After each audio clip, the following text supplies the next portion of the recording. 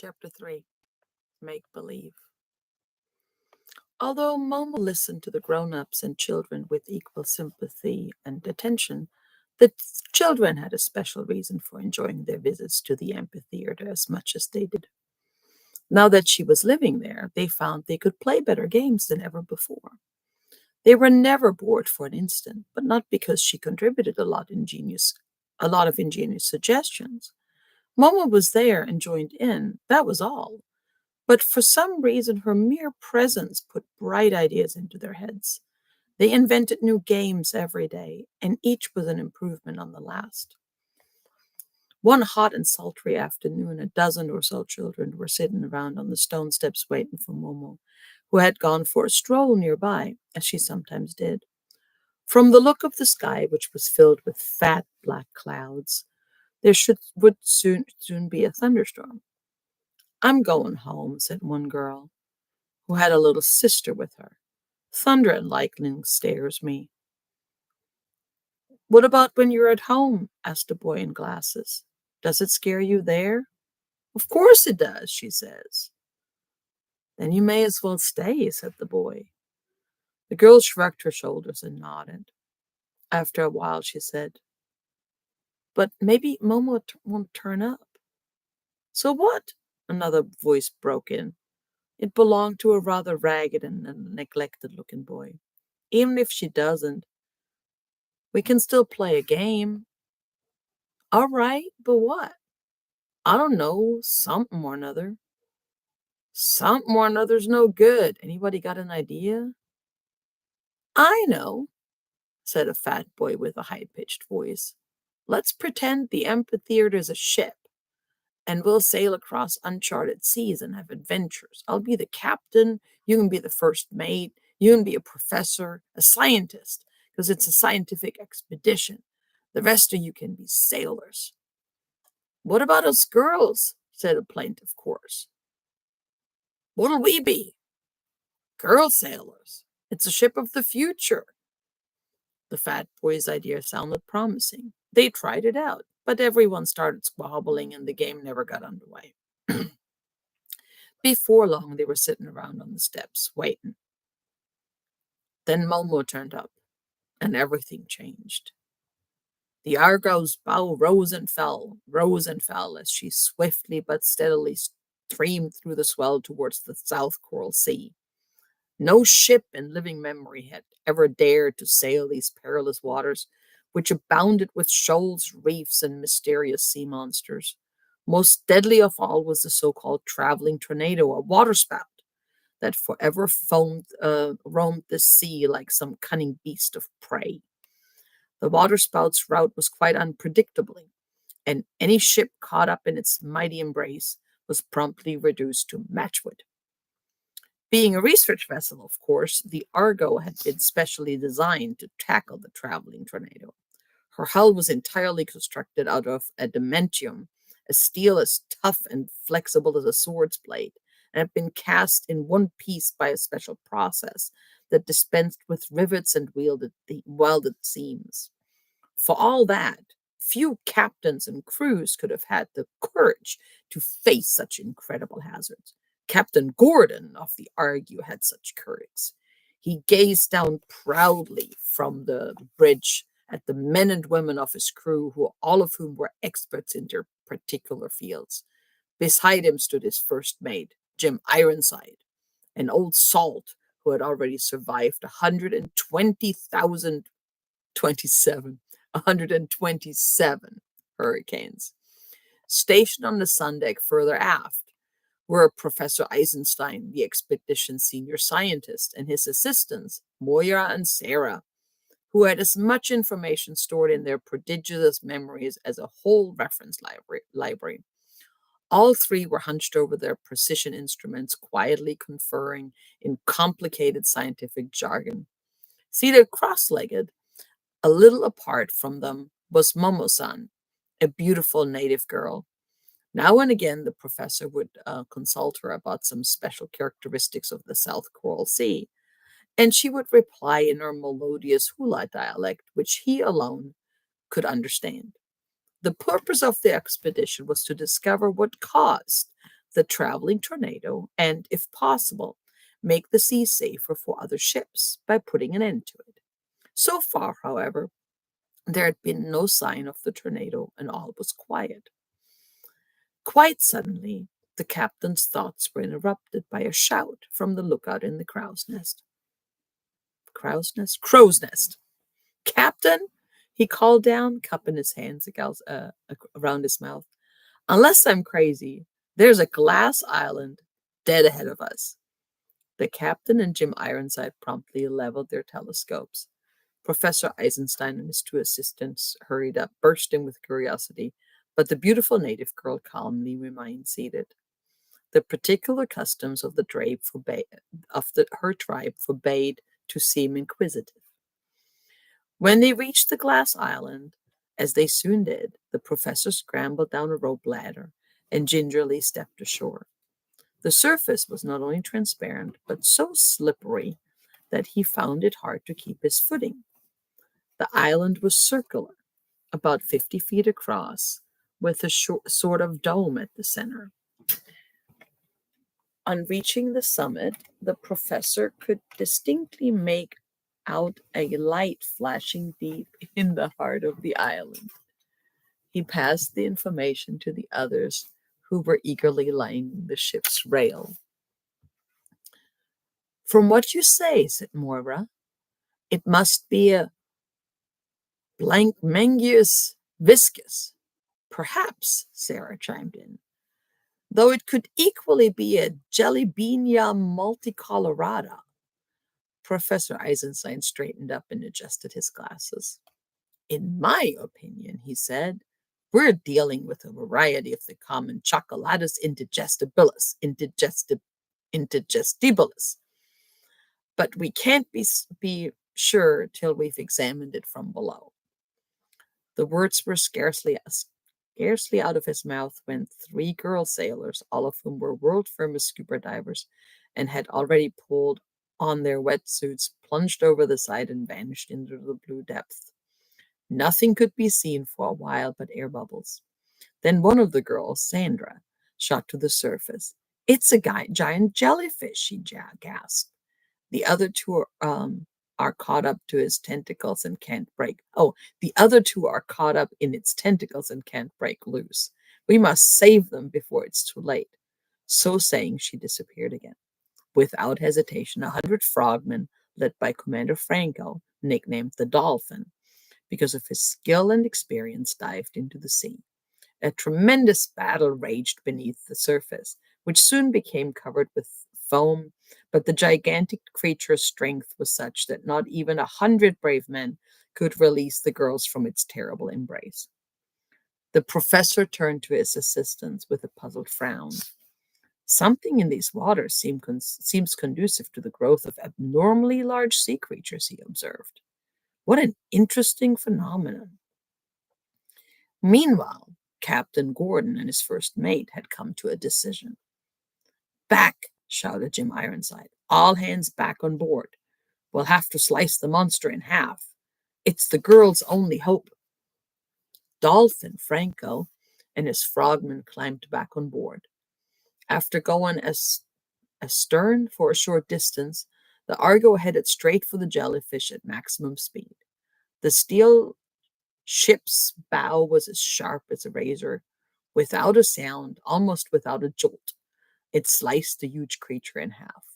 Although this maneuver was fraught with danger for the girls entangled in his tentacles, Jim Ironside had gauged this course to within a hair's breadth and steered right between them. Instantly, the tentacles on each half of the jellyfish went limp and lifeless, and the trapped girls managed to extricate themselves. They were welcomed back on board with joy. Professor Eisenstein hurried over to them. It was all my fault, he said. I should have never have sent you down there. Forgive me for risking your lives like that. There's nothing to forgive, Professor, one of the girls replied with a carefree laugh. It was what we came for, after all. Danger's our trade, the other girl put in.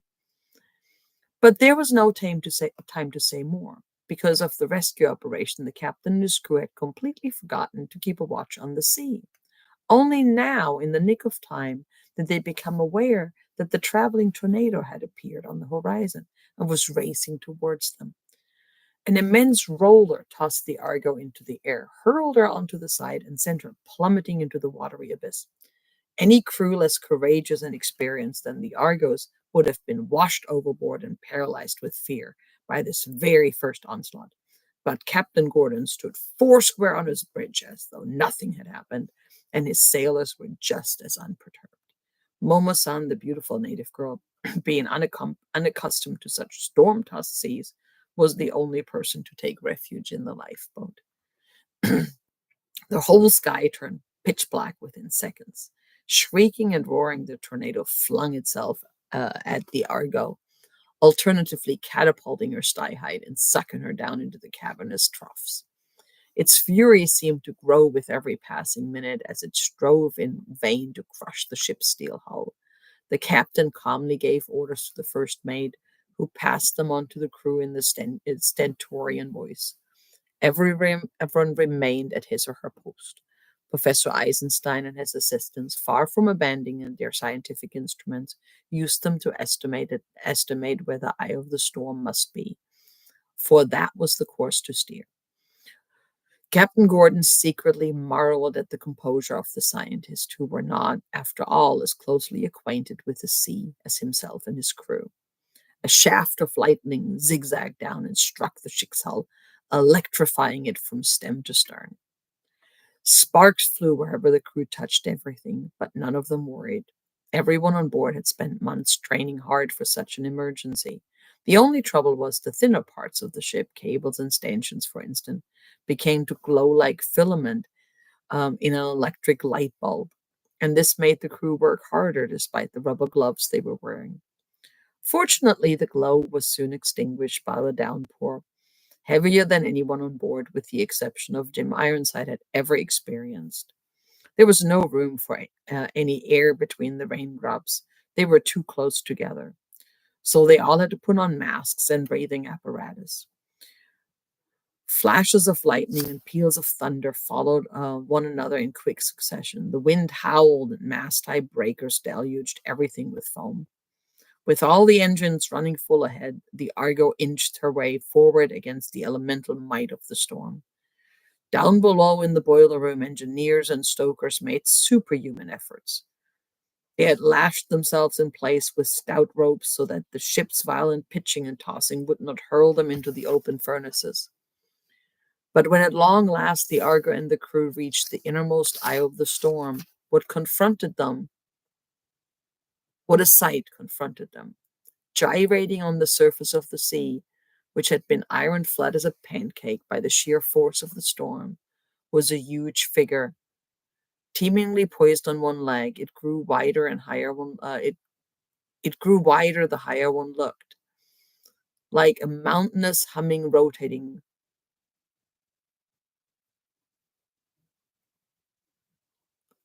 top, rotating too fast for the eye to make it out in any detail.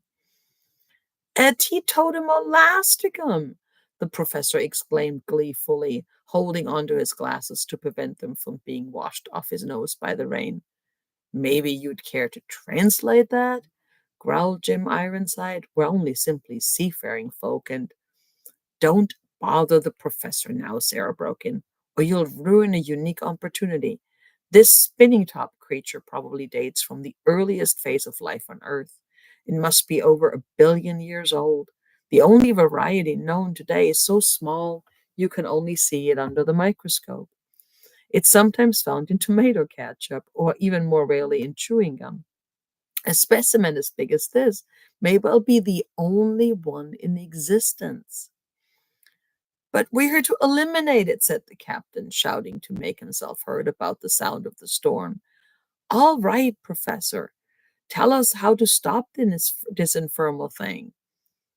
"Your guess is good as mine," said the professor. The professor replied.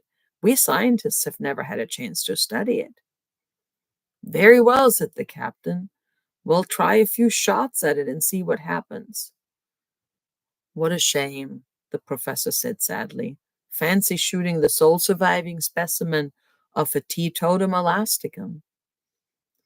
But the anti-friction gun had already been trained on the giant spinning top. Fire! Ordered the captain. The twin barrels emitted a tongue of flame a mile long. There was no bang, of course, because an anti-friction gun, as everyone knows, bombards its targets with proteins. The flammable missiles streaked towards the teetotum, but they were caught and deflected. They circled the huge figure a few times, traveled even faster, even higher, until it disappeared in a black cloud overhead. It's no use, Captain Gordon shouted. We'll simply have to get closer. We can't, sir, Jim Ironside shouted back. The engines are already running full ahead, and that's only just enough to keep us from being blown astern. Any suggestions, Professor? The captain asked. But Professor Eisenstein merely shrugged. His assistants were equally devoid of ideas. It looked as if the expedition would have to be abandoned as a failure. Just then, someone tugged at the professor's sleeve. It was Momo-san, the beautiful native girl. Malumba, she said, gesturingly gracefully. Malumba, oisito sono, erveni samba ni salto lolo binda, kamanu ho beni sandao.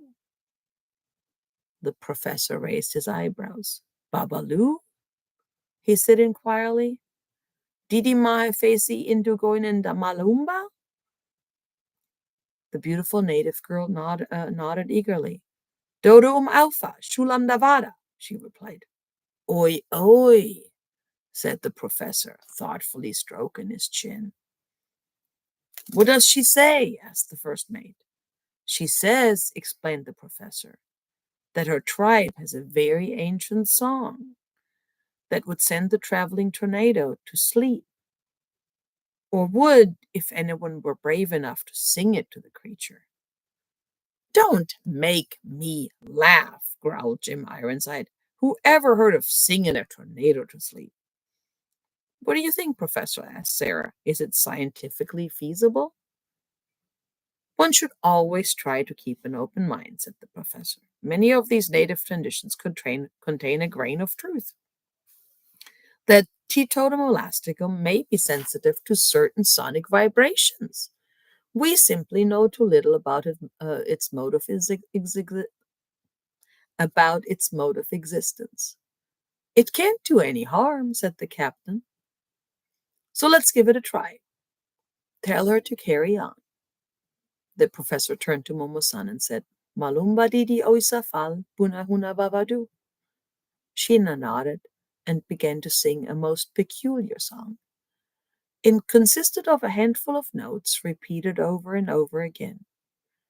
Eni, meni, halubeni, vana, taisu, suhateni. As she sang, she clapped her hands and pranced around in time to the refrain. The tune and the words were so easily to remember that the rest joined in. So one after another, until the entire crew was singing and clapping and cavorting around in time to the music. Nothing could have been more astonishing to see than to see the professor himself and the old sea dog, Jim Ironside, singing and clapping like children in a playground. And then, lo and behold, the thing that never thought would happen came to pass. The traveling tornado rotated more and more slowly, and until it came to a stop, and it began to sink beneath the waves. With a thunderous roar, the sea closed over it. The storm died away. The rain ceased. The sky became blue and cloudless. The waves subsided. The Argo lay motionless on the glittering surface, as if nothing but peace and tranquility had ever reigned there. Members of the crew, said Captain Gordon, with an appreciative glance at each turn. We pulled it off. The captain never wasted words, they all knew. So they were doubly delighted when he added, I'm proud of you. I think it must have really been raining, said the girl who had brought her little sister along. I'm soaked, that's for sure. She was right. The real storm had broken and moved on, and no one was more surprised than she to find that she had completely forgotten to be scared of the thunder and the lightning while sailing aboard the Argo. The children spent some time discussing their adventurous voyage and swapping personal experience. Then they said goodbye and went home to dry off. The only person slightly dissatisfied with the outcome of the game was the boy who wore glasses. Before leaving, he said to Momo, I still think it was a shame to sink the Titotum elasticum just like that, the last surviving specimen of its kind. Imagine. I do wish I had taken a closer look at it. But on one point they all agreed. The games they played with Momo were more fun than any others.